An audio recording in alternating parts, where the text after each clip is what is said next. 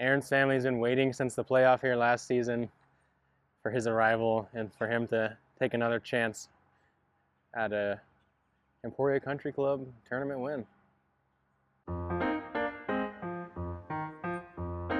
Welcome back to the channel, Frisbee family. We are here at the beautiful Emporia Community Club in Emporia, Kansas for the Dynamic Discs Open presented by Dynamic Discs. And we are here for the back nine. There's a couple new changes starting off here on hole 10. So you're gonna see the next few holes have had some tweaks, and I'm really excited to see what the new course design has in store. I've heard it's kind of balanced out the course, created some more straight backhand type shots where it's not as forehand friendly. Really love to see a good variety of shots on a championship course like this. And we're really excited to be playing 3 beautiful days of disc golf out here at the ECC. Hopefully the weather holds off on us. It looks maybe rainy Saturday and Sunday, but who knows? If you haven't already watched the front 9, make sure to go check that out. Most of those holes are the same, but it's nice to play this course in some calmer conditions, and had to deal with kind of the morning dew on that front 9. It's drying up a bit, so the ground's shoring up, and really excited to show you guys the back. Hole 10 is going to offer a newly designed par 4. We've seen a couple different iterations of this part of the course. This is our newest one. It's going to play out of this gap to the left, and then a short approach to where the next hole's basket was previously located. This one also got to give the good vibes. We've got the Latitude banners around and the Latitude ad board. So big shout out to Latitude 64 helping make the Dynamic Discs Open happen and bringing sweet plastic like this Pioneer that I'm about to throw off the tee here. I'm looking to play it at that V tree out there and just have it fade in front.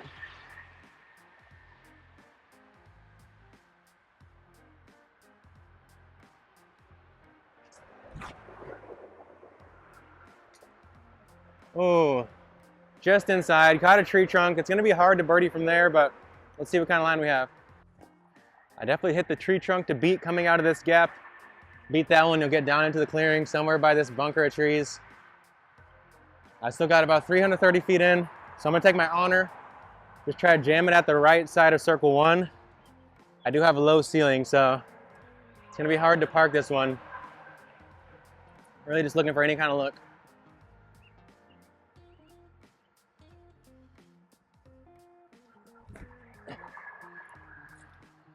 Oh, thought I pured it.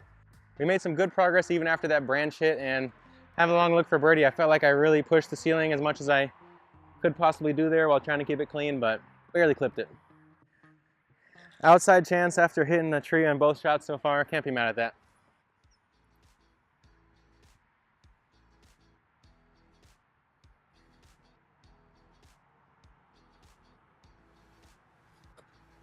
Not flat enough.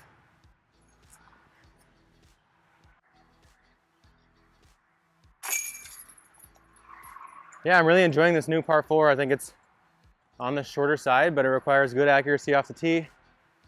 Whether you want to push left and play over the out of bounds on your second shot or have this little gap shot, I think it's going to be one that most players are looking to score on if you want to put a hot round down out here at ECC.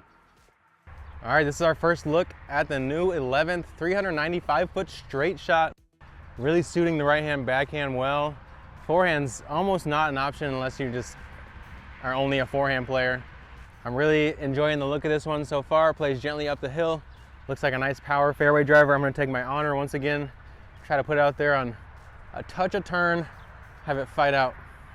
I really like this new hole.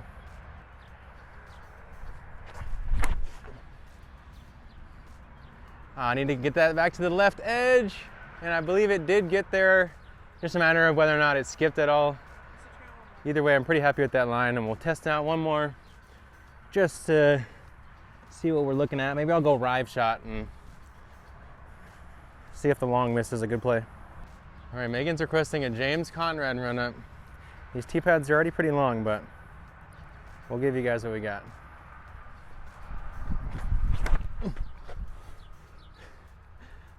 Accuracy gone. Skip into the FPO basket. Oh. I tried. That's not my lane. I'm gonna stay in mine. Slow, smooth. All right, here's my James Conrad shot. I felt vastly out of control, but the power was there, so I was kind of scared of going way long. Clip the branch. Gotta love the bonus wildlife features to the course. The turtle knows all about slow and smooth. It's not a James Conrad run-up guy.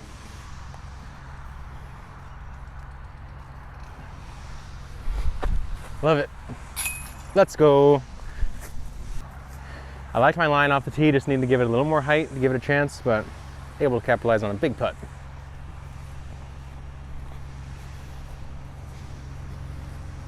This is our third straight hole of a newly redesigned portion of the course. This one's another par 3, 404 feet. Looks like it plays gently down the hill, out of bounds path on the left the entire way, and a line that keeps you honest on the right side and the long side.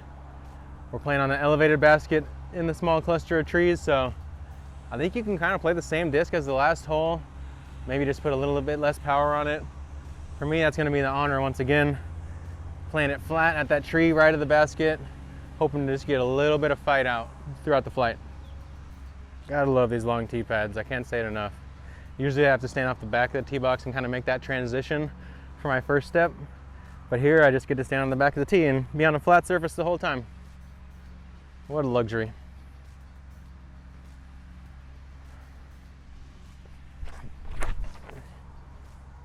Oh, that's fading out. I needed to get grabby on the grass.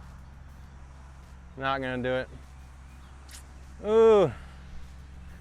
Gotta put a little turn on that one, you guys. I'm gonna try the Explorer once, just something with a little less fade if I do mess the angle up.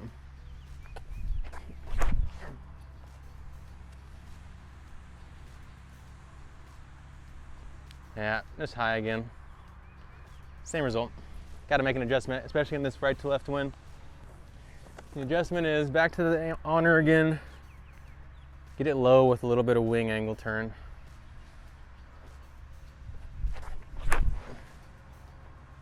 That's the adjustment. Right there, but on my straighter first honor, it'll be a little bit less finish, and yeah, that's the one. Third time's the charm. All right, probably faded somewhere around here, skipped over to the left. So we got a jumper to save par.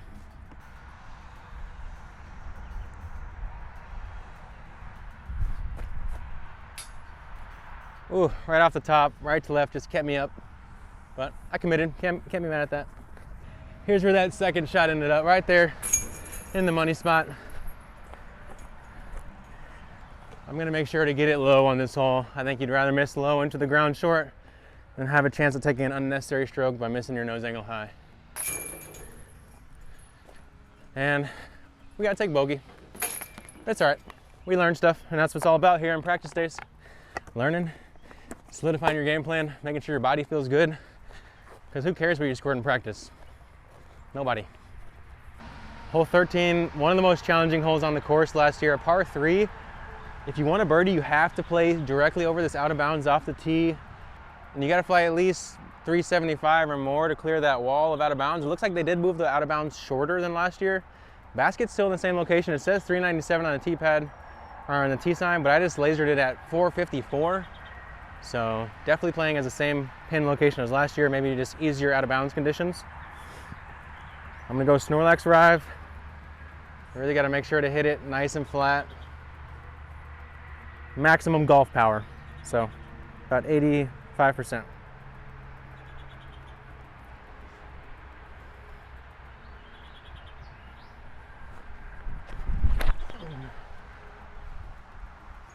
A little bit of holdover, that's exactly how I want it to look. Should be a circle one putt. I'm pretty sure Ezra aced this hole last year. Pretty sweet hole in one to pick up. Strokes on, folks. We're gonna get one this year. I feel it. Snorlax, he's hungry for chains. Came up a little bit short there. I needed to ride that turn just for a second or two, and I didn't really get it.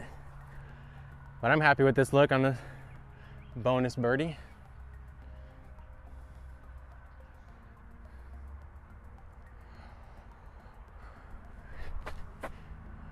No, missed my nose angle there. Well, this one's gonna give some people trouble, especially if they're trusting that T sign and not their instinct or their rangefinder. If that's not an ad for having a Bushnell rangefinder in your bag, I don't know what is. When I talk with other pros and other players about things they'd like to see changed about the game, I hear a lot of guys talk about, oh, I don't want to see the rangefinder used. And my argument is always, okay, well, if that's the case, we need these courses to be very accurate. We need these tee signage to be up as soon as we get into town. We probably need the caddy book a couple weeks in advance, and we need to make sure it's 100% accurate, or at least really close to it with a very small percentage error. But I feel like right now, with the error we still have in some of our course marking and stuff, seeing right there 60 feet short of what you're supposed to throw, I just don't think we're ready for it yet until we get to that point, and maybe we have a mandatory of fairway markers telling you how far you are into the green to help with pace of play. Because right now we're just not quite consistent enough, but I know we'll get there one day, and hopefully then we can get rid of the rangefinders during tournament play and just have it during practice, where you and your caddy, you dial in the course and you have a really set game plan and you go from there. Hole 14 is going to be the first hole since hole 8 really that we haven't seen any changes based off of trims or OB line changes or whatever. It's a par 5, 975 feet, so definitely eagleable if you put off a huge drive. A couple options: you can go straight up the middle here if you have the big forehand, or if you want to play kind of a turning driver shot. I like going wide with the roller and just having it flip up, get somewhere up there pretty far. Left to right wind should be a helping one here. I'm going hatchet, taking this wide gap, just pumping it out there flat.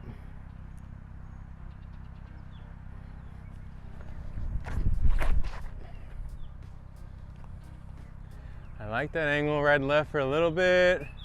Oh yeah, there it is. Flipping up, and ideally it'll slow out and cut to the left at the bottom of the hill. Wow, that is one of the best shots I've ever thrown here. Only 440 feet in from here, definitely attackable for that eagle. Wind's playing a little bit at our face here, off the left. Should hold the shot over if I turn it. I'm gonna get aggressive. Try to score the big bird for y'all, and just see what I can do out here if I need to get aggressive come final round or something. Gonna go rive on a turning shot and try to avenge my tee shot from hole 2. That's what I'm thinking here, just trying to throw that. I'm gonna play the flip because this branch is kind of low in front of me. So, flip plays. Y'all know the rules. All right, playing over that out of bounds golf green. Make sure to set the angle.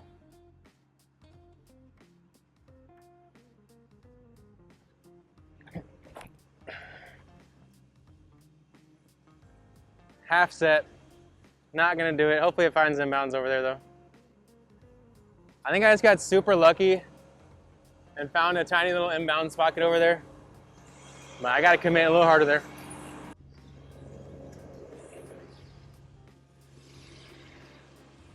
Well, my course knowledge was not as good as I needed here. I thought that just the green was out of bounds and that there were some openings to the left that you could be. But either way, I really missed my angle there. Got to learn that you have to be right side of the green here or long of it, otherwise everything left is OB. So like we said earlier, now's the time to learn.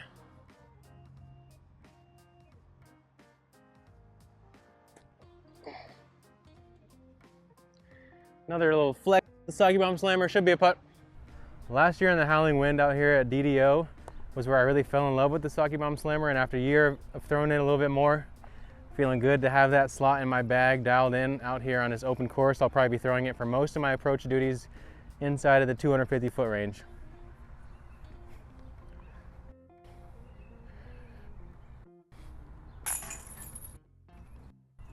Went for the big bird, gotta take the par because of my lack of course knowledge, but learned something not to do come tourney time, and that's the most valuable thing about practice days.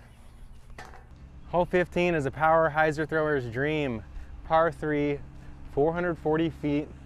You gotta play it out over the bubble of out of bounds here to the right, swing it back in between these two trees here on the right side. Give yourself some kind of a circle one look. I'm opting for the Opto X Ballista Pro.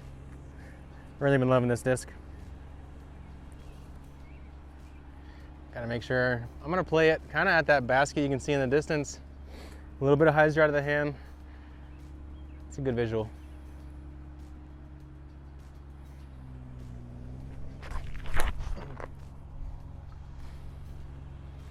I just need a good skip. Give me one. Oh, dead skip there. I needed to play it higher in the air, but we have another circle 2 spot. All right, I'm gonna go on with the Opto X Ballista Pro here. Just get another rep on it in case the wind picks up or something.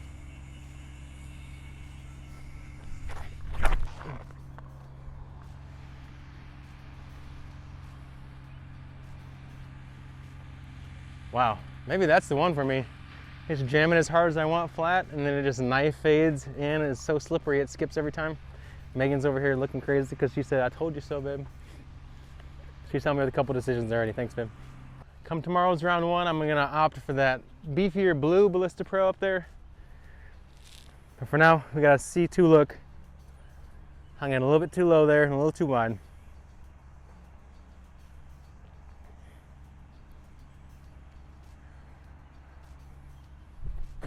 Flat out the hand. That's all you need. As soon as it's flat, you know it's there. Come on, y'all. Let's go. That's a good birdie to pick up from C2. Wow, what more to say about the iconic 16th at the Country Club, par 3, 320 island hole. Definitely the signature hole out here and one of the signature holes in disc golf. We saw Aaron Gossage, Paul McBeth go to a playoff here last year. Paul McBeth taking it down, Aaron coming so close. Also last year, Eric V. Cancer put up 25K. Every player in the field got one chance from this tee box to ace the basket to win that 25K. I walked over from Jones Gold. Took me about 15-20 minutes to get here. Apparently, about 5 minutes before I got here, Matt Bell had just hit it for the ace. Okay. Stretch! Get in! Stretch! Got it.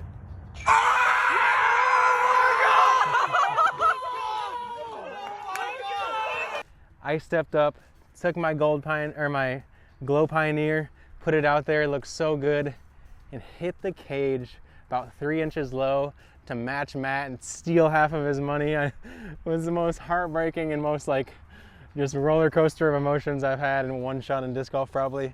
But either way, it was super cool to step up in the pressure and almost give myself a chance for the massive prize. I like Pioneer here though.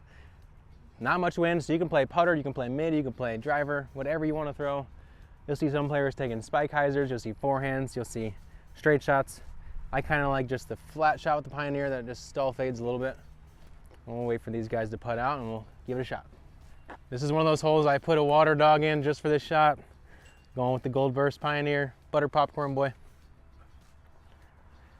I'm just playing it flat at that second to rightmost flag. Looking for a little finish.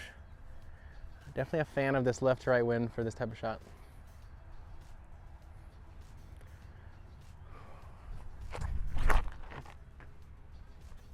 I really like that. Stay up. No! So close.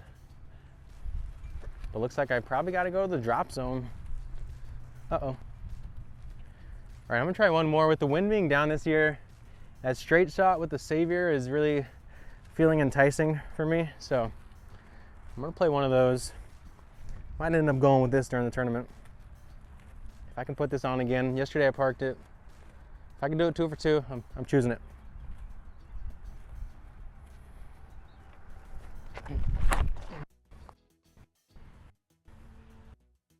Too much hyzer, but oh yeah, just a touch short there. I let the left to right just kind of take me out of the air both times. Bonus shot, pure.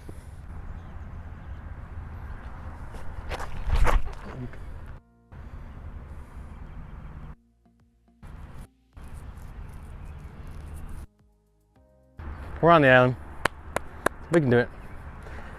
You know what? I'm gonna throw one more with my Pioneer because that's my shot, I think. And I'm gonna play it flat, give it a little more firmness. I like this disc, so putting trust in it.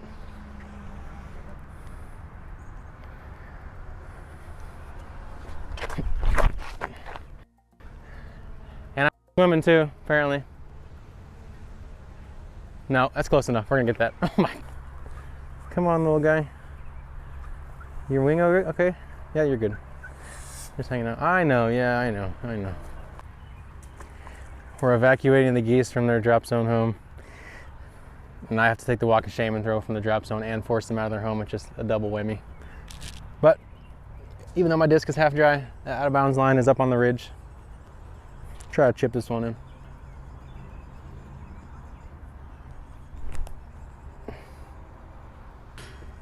Oh, so close. Come on. Yeah, just barely OB. Stuck the pier on the island, but we'll drop it for Megan.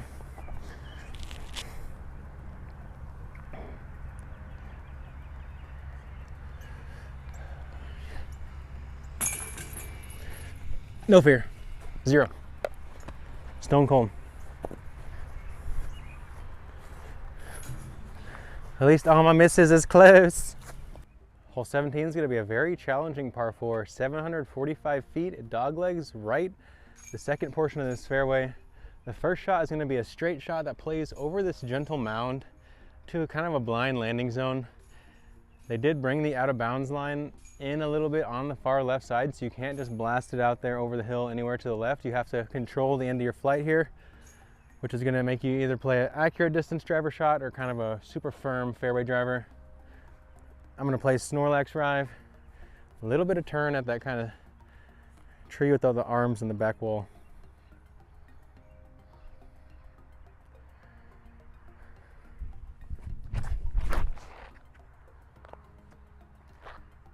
Yeah, that's the line I'm looking for, right at the tree. Beat it in front. Should have a birdie opportunity from there. We are sweating. Summer's here, y'all. Now, even when you throw a pristine drive here, the work is not done. There's a low hyzer over this FPO pin position that plays really well. Or there's the big forehand over the top. That also plays. You know what? After looking again, I think I like that forehand. I got about 375 in. Just push it up there flat. Let it fade late.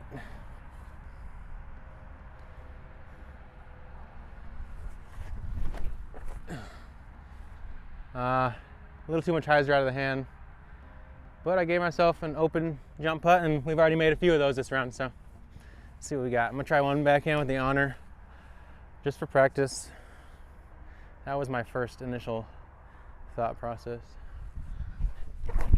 Oh, I missed that one by a mile, but sometimes that works out. We got options. All right, the forehand had a little less risk, and that's why I chose it. Got a long uphill putt.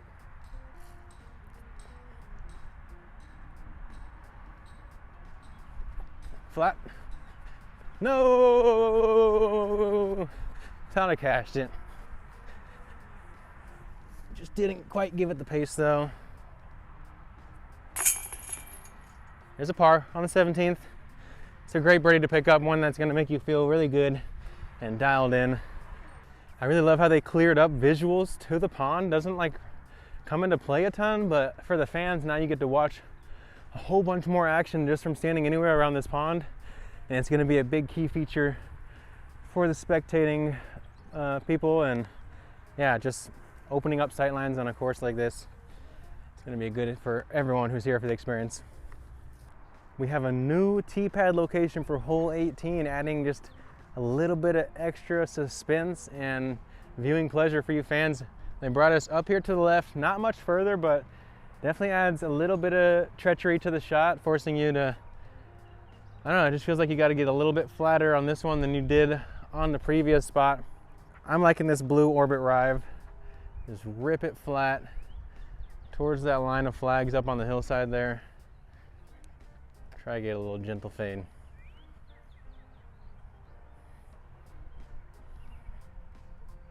Maybe a touch of hyzer since we have some headwind.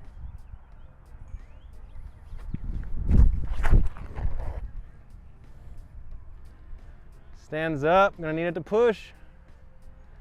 Oh yeah, that's safe and left, but we'll take that all day here on the challenging 18th. Sets us up down the gap shot. I found myself looking down the tunnel. 340 feet is a really low ceiling here, especially on the early right side. So if you're willing to shape the flex shot, it definitely fits here, or just a low penetrating straight shot. I'm gonna take my trust, try to test this canopy, see if we can't put it close on the elevated finishing green.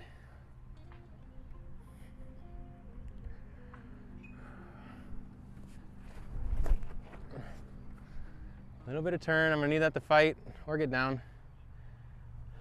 I think that'll be okay. Long Circle 2's edge putt, I'm hoping. Maybe could have played a little more stable. I'll try one more with my fresh trust.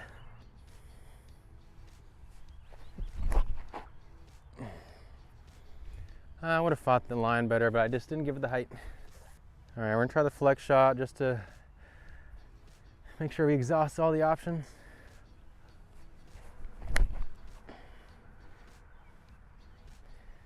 And of course, I just throw it into the basket.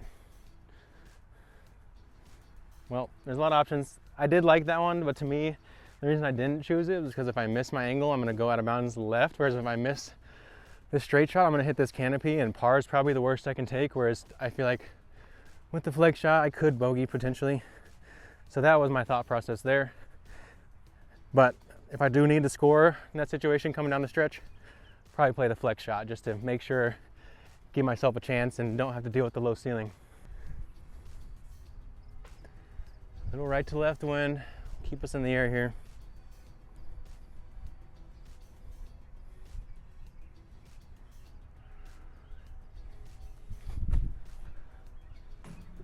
Ooh, off the cage for our last chance at birdie. Not quite able to get it. But we showed with that flex shot in the second one, I can really attack this. And after seeing the gap, again, there's quite a bit of room to even drag the trust over on that left side. So we got choices, and we learned a lot of things from this practice round. We appreciate you guys for joining us here at the Emporia Community Club. Shaping up to be a great weekend of disc golf here for the DDO. Out of bounds.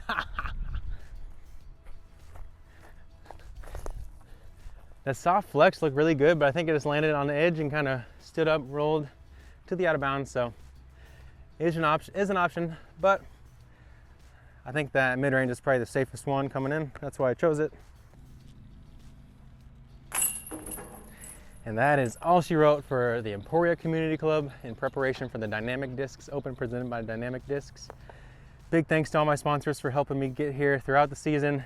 Latitude 64, ThrowJoes on your card, Lucky Ace Discs, and OTB Discs. Make sure to go support those guys and support me in the process of doing so. Don't forget to like and subscribe, and we're super excited to see you guys next week in Iowa. We'll make sure to get a special guest on.